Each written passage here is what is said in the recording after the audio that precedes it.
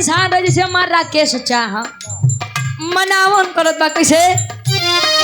और Neha light house and red zone DJ हमरे guardian जी प्रोपराइटर या प्रदीप भाई ये 201 रुपए का सम्मान बहुत बहुत धन्यवाद। ईश्वर करे कि काम में दिन दूना रात चौगुना तरक्की हो। कमलेश कुमार पटेल जी ग्राम बनवारी का पूरा से 100 रुपया आशीर्वाद के चाह रही। गोविंद मास्टर रानी का पूरा से ये 201 रुपए का सम्मान। एक स्वर में सबके नमस्ते प्रणाम स्वीकार हो। दुल्हा कहे नकिया चढ़वले बाड़ू मुहावा फूलवले बाड़ू मुहावा फूलवले बाड़ू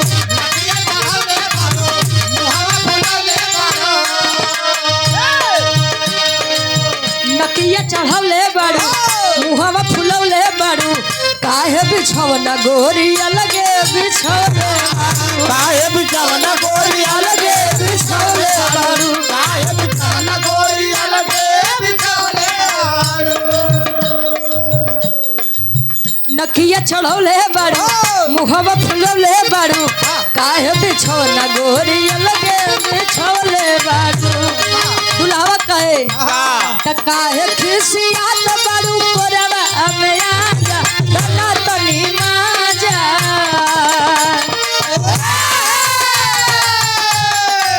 और हारमोनियम के बड़े ही सुंदर वादक सम्मानित गार्जियन जी हमारे श्री राम लखन गौतम जी निवासी भवनपुर प्रयागराज से 50 रुपया बहुत बहुत धन्यवाद बा आशीर्वाद के चारे गुरु जी के। काहे खिसियात बाड़ू कोरवा में आजा तना तनी माजा। दादुलई कहे राकेश चा राते बदन दिहल पूरा ए राजा झका झोर ए राजा कमरिए में पीर बड़ा झोर ए राजा कमरिए में पीर बड़ा झोर ए राजा कमरिया में पीर बड़ा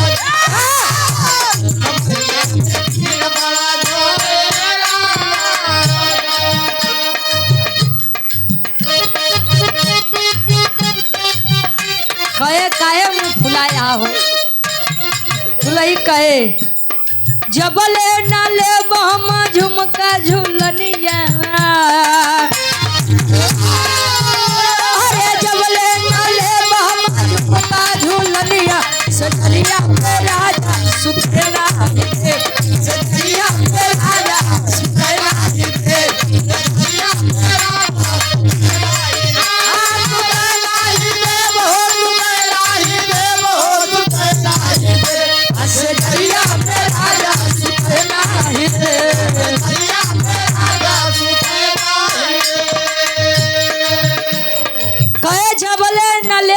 झुमका झुलनिया सजरिया पे राजा सुतय नाही दे कहे अगर तना ना ये छयक बात बा मंजीत भैया। अभी आज के समय में कौन दुल्हा बेचारे तना जल्दी झुमका झुलनी के इंतजाम करी हम। सोना चांदी के महंगाई के दौरे तना तेज बा कि सोना चांदी आसमान छुअत बा। अब एक हार बनवावे जाए तो हकीकत बात है हार में हार ही बा। एक हार 4 से 5 लाख रुपये में बनत बा तो के इतना जल्दी बनवाई हो। दुल्ही कहे अगर इतना नहीं कह सकता तो सुना गर्मी बड़ी बेजोड़ बा। तनी हमार बात सुना। और प्रधान सब्जी मंडी ओकरे बाद ही का लिखा भैया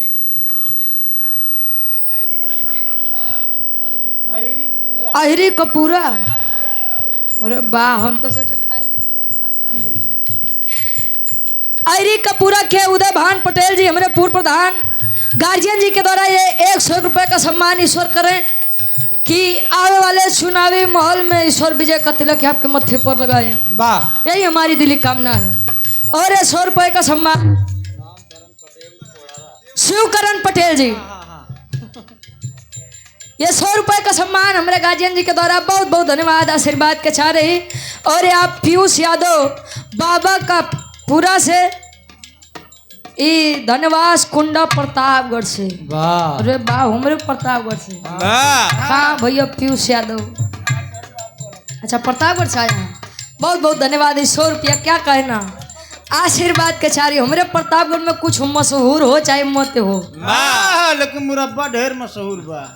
हाँ हमरे प्रतापगढ़ के आंवला बड़ा मशहूर बा। वाह काट बार ले अब गुरुजी हड्डियों तक आ जा का करबा।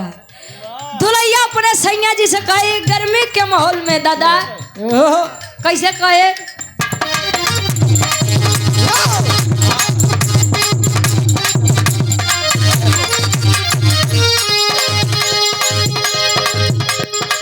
छुअत पसे न देखन पोरे पोरबा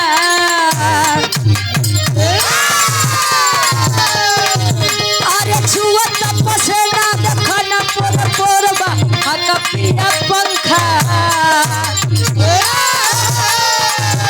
अरे हक पिया पंखा गरमिया में जोड़बा हक पिया पंखा गरमिया में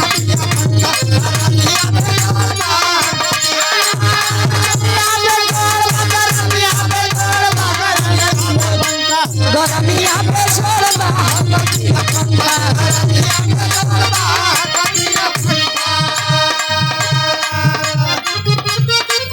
एक लाइन खाली नया नया गवाना के नया होठ लाली होठ चाट